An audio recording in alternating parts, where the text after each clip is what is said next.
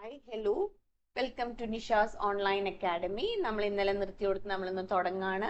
ഇന്ന് നമ്മൾ ചെയ്യാൻ പോകുന്നത് കോസ്റ്റ് ഓഫ് റെഡീമബിൾ ഡിബെഞ്ചേഴ്സിൻ്റെയാണ്. ആഫ്റ്റർ ടാക്സ് കോസ്റ്റും ഉണ്ട് അതിൽ, അതേപോലെ തന്നെ മെച്യൂരിറ്റി വാല്യൂ ഉള്ളതും redeemable value with flotation cost ഉള്ളതും ഒക്കെയാണ് നമ്മളിന്ന് ചെയ്യാൻ പോകുന്നത്. ഓക്കെ, അപ്പോൾ റെഡി അല്ലേ? എല്ലാവരും പുസ്തകം എടുക്കുക, എന്നിട്ട് നോട്ട് ചെയ്ത് വെക്കുക, അല്ലെങ്കിൽ ക്ലാസ് നന്നായി കേട്ടിട്ട് അതിന് ശേഷം വേഗം നോട്ട് ക്ലിയർ ആക്കുക. ടെലഗ്രാമിന്റെ ചാനലിലേക്ക് PDF ഇട്ട് വെച്ചിട്ടുണ്ട്. ഓക്കെ, സോ അപ്പൊ എന്താണ് റെഡീമബിൾ ഡിബെഞ്ചേഴ്സ്? രണ്ട് തരം ഡിബെഞ്ചേഴ്സ് ഉണ്ട് നമ്മൾ ഫസ്റ്റ് ക്ലാസ്സിൽ പറഞ്ഞു.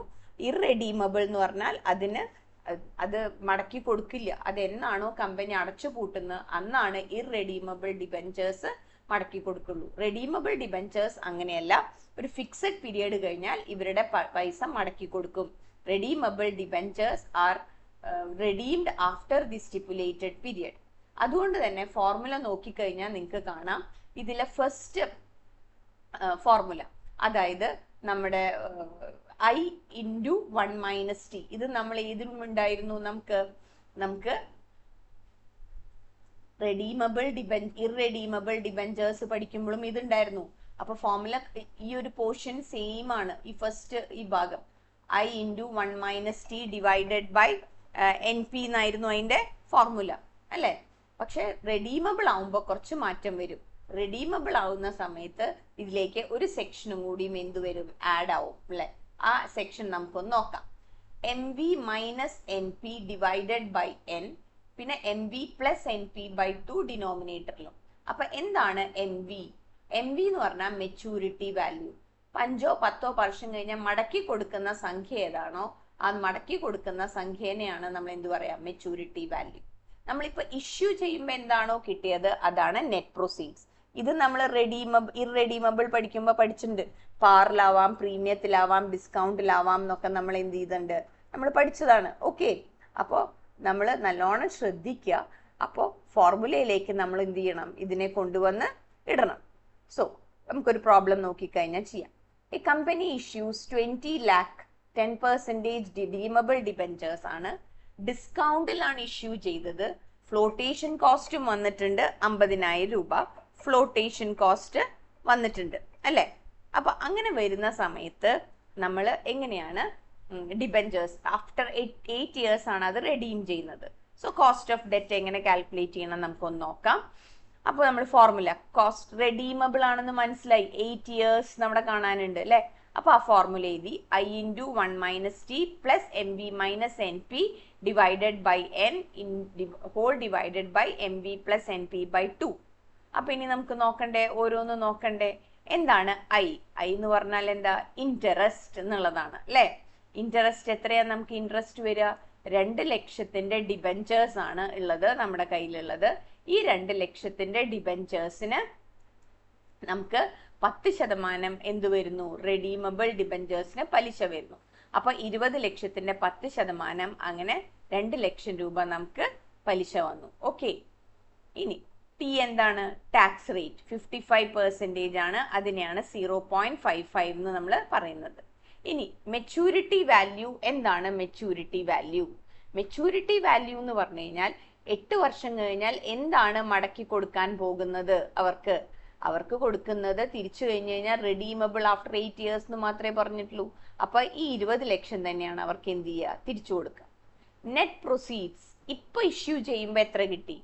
20 ലക്ഷത്തിൽ നിന്ന് നമുക്ക് ഡിസ്കൗണ്ട് പോലോ, മൈനസ് ഫ്ലോട്ടേഷൻ എക്സ്പെൻസ് ഉണ്ടല്ലോ, അതും മൈനസ് ആവും. 20 ലക്ഷത്തിന് ഡിസ്കൗണ്ടും മൈനസ് ചെയ്തു, ഫ്ലോട്ടേഷനും മൈനസ് ചെയ്ത് കഴിഞ്ഞാൽ നെറ്റ് പ്രൊസീഡ്സ് 1,85,000 ആണ്. അപ്പൊ നമ്മൾ ഫോർമുലയിൽ ഇട്ട് കഴിഞ്ഞാൽ നമുക്ക് ആൻസർ കിട്ടും 5.64% എന്ന് കിട്ടും അല്ലെ? ഇനി അടുത്ത ക്വസ്റ്റ്യൻ നമുക്ക് നോക്കി നോക്കാം. അടുത്ത ക്വസ്റ്റ്യനിൽ കമ്പനി ഇഷ്യൂഡ് 15 lakh ഡിബെഞ്ചേഴ്സ് ആണ്. 9% ആണ് ഡിബെഞ്ചേഴ്സിന്റെ പലിശ. ഫ്ലോട്ടേഷൻ കോസ്റ്റ് ഒരു 30,000. 5 വർഷം കഴിഞ്ഞാൽ മടക്കി കൊടുക്കണം. ടാക്സ് റേറ്റ് 35% ഉണ്ട്. അപ്പൊ ഇൻട്രസ്റ്റ് കാൽക്കുലേറ്റ് ചെയ്യേണ്ട I എന്ന് പറയുന്നത് 15 lakhന്റെ എത്ര പെർസെന്റേജാ? 9% ആണ് I. 15 lakhന്റെ 9% നമ്മൾ കണ്ടു 1,35,000. അതാണ് നമ്മുടെ first figure. 1 minus tax rate നമ്മളോട് പറഞ്ഞിട്ടുണ്ട്. ടാക്സ് റേറ്റ് 35% ആണ്. 0.35 മൈനസ് ചെയ്യുന്നു.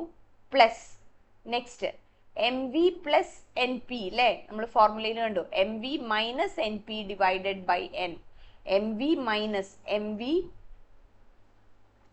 മൈനസ് ഇവിടെ മൈനസ് ആണ്, ഇവിടെ പ്ലസ് അല്ല, ഇവിടെ നമുക്ക് മൈനസ് സൈൻ ആണ് വരിക. എം വി ആൻസർ കറക്റ്റ് തന്നെയാണ്. എം വി ഞാൻ ക്രോസ് ചെക്ക് ചെയ്തതാണ്. M V minus N P. അപ്പോൾ എത്ര വരും? ഈ ഫോർമുലയിലേക്ക് അത് അപ്ലൈ ചെയ്യുമ്പോൾ ഐയുടെ പകരം ഇൻട്രസ്റ്റ് വന്നു. നെറ്റ് പ്രൊസീഡ്സ് എത്രയാണ്? 15 lakh ആയിരുന്നു നെറ്റ് പ്രൊസീഡ്സ്. അതിൽ നിന്ന് എന്ത് വരും? ഫ്ലോട്ടേഷൻ കോസ്റ്റ് മൈനസ് പോകും. 15 lakh ഫ്ലോട്ടേഷൻ കോസ്റ്റ് പോയി കഴിഞ്ഞാൽ 14,70,000 വരിക അല്ലേ. അപ്പോൾ ഫോർമുലയിലേക്ക് ഇടുക. 15 lakh 14,70,000 ചെയ്തു. ഡിവൈഡഡ് ബൈ n 5 years ആണ്. ആ 5 years ഇട്ടു. By 15 lakh plus 14,70,000 divided by 2 ചെയ്തു. അപ്പൊ ആൻസർ കിട്ടുക 6.31 എന്നുള്ളതാണ്. ഓക്കെ, ഇനി അടുത്ത പ്രോബ്ലം. ₹20 lakh ഡിബെഞ്ചേഴ്സ് ആണ്. 11% ഡിബെഞ്ചേഴ്സ് ആണ്. അപ്പൊ ഐ കിട്ടിയല്ലോ. 20 lakh 11% ഐ. ടി എന്താ? 5% അല്ലേ. അപ്പോ 45% ആണ്. അപ്പൊ 0.45. അപ്പൊ ഇൻട്രസ്റ്റ് 20 lakh 11% 2,20,000 കിട്ടി. പിന്നെ നമ്മൾ ടാക്സ് റേറ്റ് 1 മൈനസ് 0.45 പ്ലസ്, ഇത് മൈനസ് ആണ്, തെറ്റിക്കരുത്, ഇത് മൈനസ് ആണ് നമുക്ക് വരിക. ഇത് പ്ലസ് അല്ല, ഇത് മൈനസ് ആണ് വരിക, മൈനസ് സൈൻ. ഇത് 22 lakh ആണ്. 22 lakh എന്ത് മൈനസ് ചെയ്യണം? നമുക്ക് ഇഷ്യൂ ചെയ്യുമ്പോൾ കിട്ടിയത്. ഇഷ്യൂ ചെയ്യുമ്പോൾ നെറ്റ് പ്രൊസീഡ്സ് എന്താ? 20 ലക്ഷത്തിന്റെ ആണെന്നുണ്ടെങ്കിലും നമുക്ക് 5% ഡിസ്കൗണ്ടും പോയി, ഫ്ലോട്ടേഷൻ കോസ്റ്റും പോയി. അപ്പൊ 18,60,000 നമുക്ക് കിട്ടിയുള്ളൂ അല്ലെ. ബൈ 10 എന്ന് പറയാൻ കാരണം എന്താ? 10 years എന്നാണ് പറയുന്നത്. അപ്പൊ ബൈ 10 ചെയ്തു. ഇതേ ന്യൂമറേറ്ററിൽ കിടക്കുന്ന ഇങ്ങോട്ട് എടുത്ത് പ്ലസ് ഇട്ടു, ബൈ 2 എന്നിട്ടു. അപ്പൊ ആ പ്രോബ്ലം അങ്ങനെ ചെയ്തു കഴിയും. 7.64. ഇനി നിങ്ങളൊന്ന് വർക്ക്ഔട്ട് ചെയ്ത് നോക്കി നോക്കൂ. നമുക്ക് ഡിബെഞ്ചറിന്റെ വില തന്നിട്ടുണ്ട്. എത്രയാ ഡിബെഞ്ചറിന്റെ വില? 25 ലക്ഷം അല്ലെ. ഇൻട്രസ്റ്റ് എത്രയാ വരിക? 25 ലക്ഷത്തിന്റെ 13% ആണ് ഇൻട്രസ്റ്റ് വരിക. ടാക്സ് റേറ്റ് 50% ആണ്. അപ്പൊ 1 മൈനസ് 0.50. ഇനി നമ്മൾക്ക് എന്താ വേണ്ടത്? Maturity value. Redeemable after 7 years at par. 25 lakh തന്നെ കിട്ടുള്ളൂ. അപ്പൊ 25 ലക്ഷം മൈനസ് മെച്യൂരിറ്റി വാല്യൂ. നമുക്ക് നെറ്റ് പ്രൊസീഡ്സ് എത്രയാ? 25 ലക്ഷമാണ്. അതിൽ നിന്ന് 8% ഡിസ്കൗണ്ട് പോവും. 25 ലക്ഷത്തിന്റെ 8% ഡിസ്കൗണ്ടും പോവും. ഫ്ലോട്ടേഷൻ കോസ്റ്റും നമ്മൾ എന്ത് ചെയ്യണം? മൈനസ് ചെയ്യണം നെറ്റ് പ്രൊസീഡ്സ് കിട്ടാൻ. അപ്പൊ നെറ്റ് പ്രൊസീഡ്സും കിട്ടും. അപ്പോൾ ചെയ്തൊന്ന് നോക്കുക. ആൻസർ കിട്ടുന്നത് 8.74%. അപ്പോൾ ഇത്രയാണ് ഇന്നത്തെ വീഡിയോയിൽ റെഡീമബിൾ ഡിബെഞ്ചേഴ്സിന്റെ ആണ്.